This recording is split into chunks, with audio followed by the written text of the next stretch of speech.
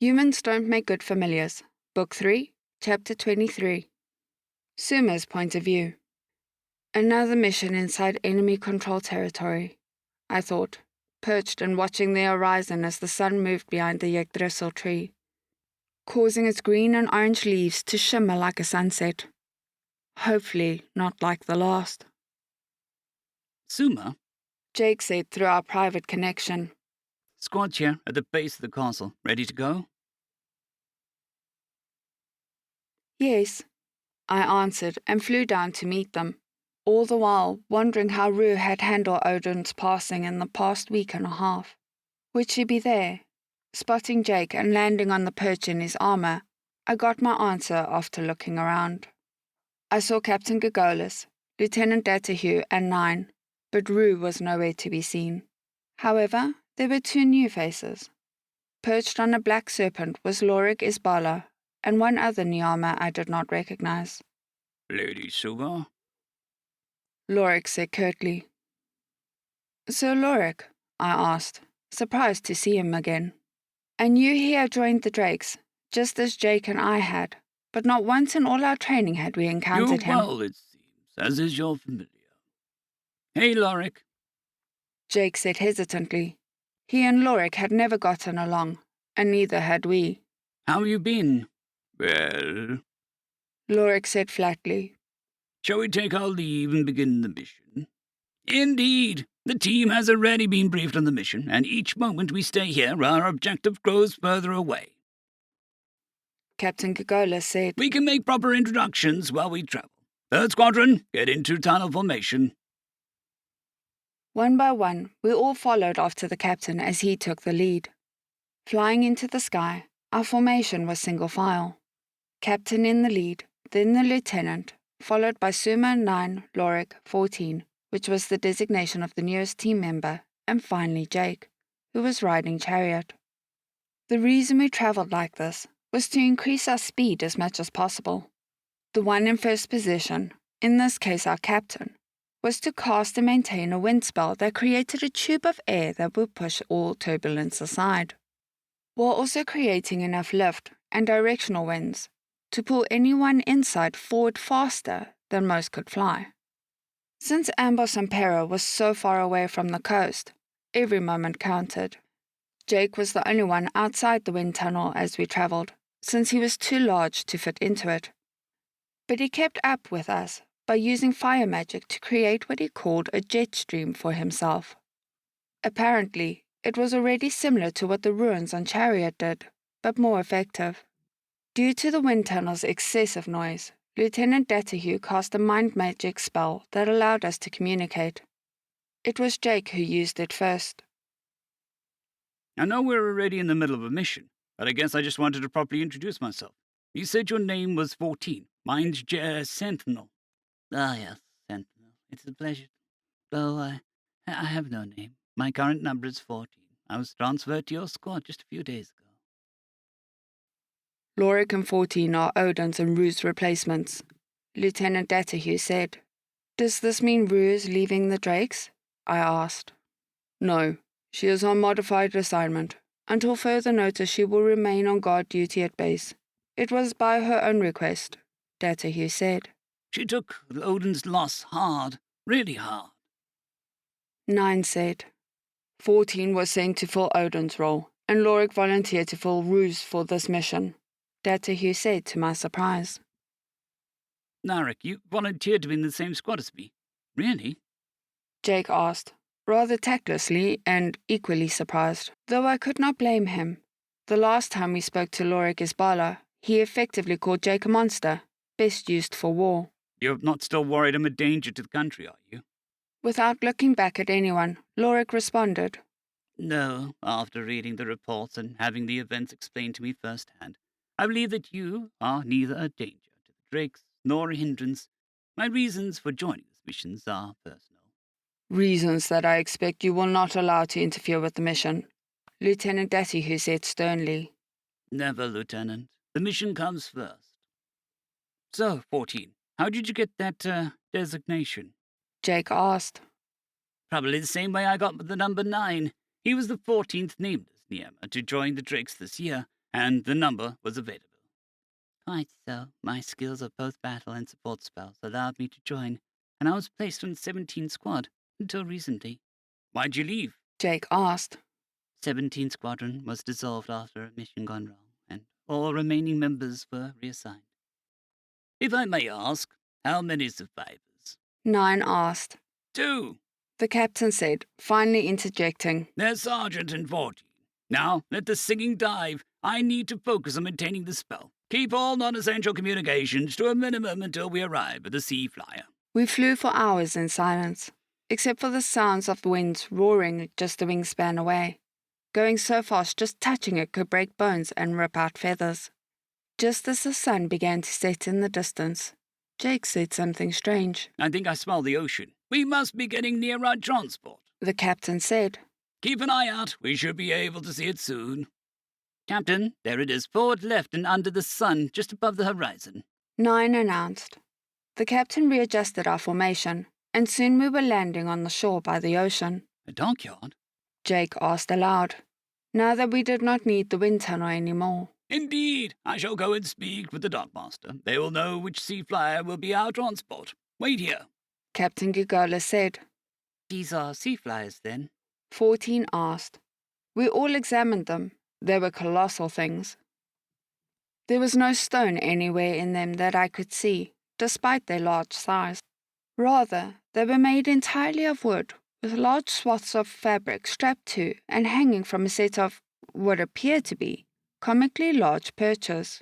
The shape reminded me of the pit of a walgo flower, if it was cut lengthwise, but brown instead of red. Along the top of the ship were runes engraved into perches and filled with clay. On my world, we call them ships. Jake said. Or sailboats.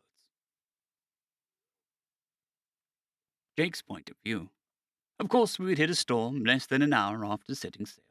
The waves were choppy, and despite being several feet above the water, thanks to the runes that made the ship float while its sails were open, the waves were still tall enough to reach the hull and beat against it, causing the ship to rock back and forth violently.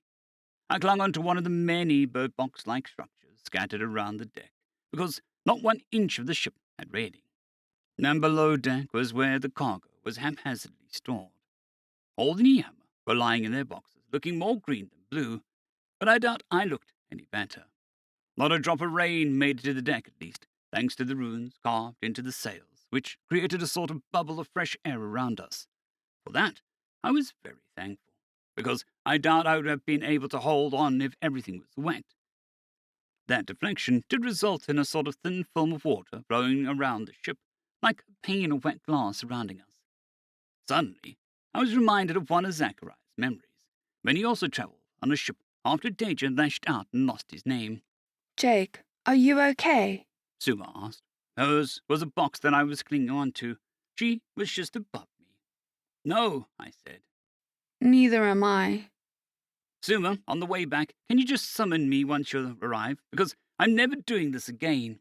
How do the crew of this sea flyer make a journey like this every time? We don't, a voice inside the bird box called out, but I couldn't see who it was from. The voyage is rarely like this, actually. We knew this one would be rough, so only experienced crew came this time. You knew? How? Suma asked. The clouds and the waves, I guessed, remembering a show on the TV about sailors I'd seen a few years ago. Good guess. The clouds came in quick and the waves were regular. Our captain tried to warn yous, but waited a day. But it seemed your group was in a rush, the voice said. Shouldn't you be, I don't know, flying around and keeping the ship sailing or something? I asked. In the middle of a storm, the runes will keep the ship on course and the rain off of us, but they won't stop a bolt of lightning from turning out feathers from blue to black. The image of Zeus wearing Colonel Sanders's red and white apron and black bow tie flashed in my head. Yeah, good point. Without warning, a wave swell collided with the back of the ship, causing us to turn against a full 90 degrees in 2 seconds. My head smashed into the pole, and I was holding hard enough to daze me. My grip loosened, and I fell flat, stunned and limp. I didn't even notice myself rolling. Jake! Suma yelled, just as the wood on the deck splintered apart and wrapped itself around me. Once I could see straight again, I noticed Lieutenant Datahu hanging halfway out of a box with both wingtips pointed at me. Then I looked around and saw I was less than a foot from the side of the ship. The wood let me go, and went back to place. "Thanks, Lieutenant," I said, and Suma cast a healing spell on me. Apparently, I started bleeding from the nose without realizing it. She nodded and pulled herself back into her own box. Once I was healed, Suma did the same. "Maybe your familiar should go below deck," the voice asked, his head now popping just barely out of the box. "We don't normally transport anything as large as he is, so we have nothing prepared. But at least down below the deck he can't fall into the sea." "No thanks. I didn't see you strap down a single thing when you were loading up the ship's supplies," I protested. "Well, of course you didn't. Who uses straps these days? What is this? A fisher's sea perch? We have runes to keep things in place." Jake, I think it would be a good idea. What would have happened if you had fallen off the boat? Suma asked. It was the Niema in the box who answered. "Well, we can't stop and raise the sails in a storm like this, so he would have gotten left behind, and you would have had to resummon him, assuming he didn't drown before you could, or die as soon as he hit the water. He doesn't exactly look like he can swim, no offense. I can swim. I might still go below deck, though, if it really is safe." The ship was rocking back and forth, too much for me to stand and walk, to the hatch at the back of the ship, so I had to spread my arms and legs out like a starfish and crawl on my belly to make it. On the way there, I heard so it sounded like Nine's voice moaning, only to be quickly followed by the sound of retching of another pain moan. Below deck wasn't much better, but at a glance it seemed nothing was moving around, despite the oblivious lack of anything keeping even a single box down. The only thing that was different between this room and the one on land was that you couldn't stand up or you'd fall down, and the glowing silver runes that lined the walls. Suddenly, the ship lurched again, and I felt I was about to fall, but some kind of force pushed against my entire body in the opposite direction and kept me upright. Hardly moved even a centimeter. "Oh," I said, surprised. After only an hour of this, I was ready for it to be over, but the journey was scheduled to take several days. "Gotta at least make it through the storm," I thought to myself. Deciding to pass the time by diving into Daja's memories, I laid down and waited for another sharp turn to make sure that I wouldn't move, even if I was flat on the floor. Once confirmed it, I told Suma what I was going to do and opened the memories. As soon as I fell into that hazy darkness, the feelings of choppy waters disappeared, bringing a nearly overwhelming sense of relief. The memory I dived into was one I'd seen before, but hadn't yet finished. It was of Daja teaching Zachariah what Asham had taught him years ago, how to dual-cast spells. "The secret is to perfectly master both spells, and then perform them at the same time. Your body already knows what to do for both, as does your mind, but now we must learn to do them together. Daily practice is key," Daja said, in his creepy voice. From context, I gathered that this was before whatever happened between him and Asham that caused him to fight, and Asham to die, but after the battle of Dragonfall Bay, which nearly got Zachariah arrested by the council. "Rot," Zachariah said, casting the death magic spell on a tree, as the bark turned black, and the leaves fell off the droves. My stomach sank, remembering both the first death magic I'd ever saw in an alley, and the first I'd ever cast on Harbinger. "Good, now use the residual magic and cast the spell of inversion," Daja said, his massive head hanging over Zachariah like a looming shadow. With a wave of his hand, and without any words, the tree began to regain its color. New leaves sprouted, and the bark healed slowly. However, before it fully restored, the spell stopped. "I used all the magic that was left, but it did not turn back to how it was," Zachariah said, frustrated. "This is only practice, to help you understand the process. Casting both spells at the same time will fully heal the tree, because the magic that is inverting will not be residual but active." "I do not understand. You speak of tiny creatures that split in half, and that we are made of them, but it sounds impossible to me. Sorry, Daja. Perhaps you are wasting your time teaching me your world's magic." "Zachariah, do not be so distraught. Look how far you've come only after a few lessons. If you had known this technique when you fought at the warring grounds, then you could have killed that army by yourself. You must not give up." Daja waved his massive claws in the air and restored the tree to exactly how it was before. Zachariah sighed. "Fine. Still, As awful as I am at this, it is still far better than what Amboss is doing now. What is he doing? He's with the twins, Carl Kulkin and Indra. JJ scoffed. Yes, preferable indeed. The memory continued for a while, and I took careful note of what was happening, without realizing how much time had passed. Suma carefully woke me. Jake, the storm has passed. Thank the dragons. Ending the memory and waking up, I went back to top deck. Most of the Nyama were flying around. Some were perched as high as they could get without actually leaving the ship, and others were leaning over the side, still more green than blue. How long was I down there? I asked. 4 hours. Did you learn anything? Suma said. Yeah, a bit. I need to practice it, though.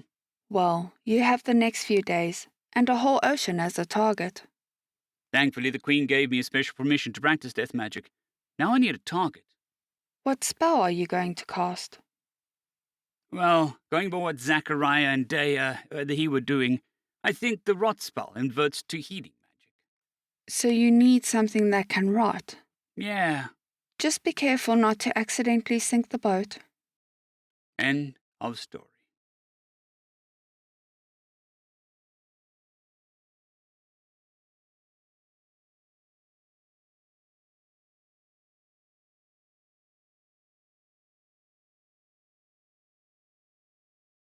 I'd greatly like to thank our Tier 5 channel members, Casper Arnholtz, John Creighton, Manatharia, 050, Dragzoon W.R.E, and Elijah Silvercross. Thank you very much.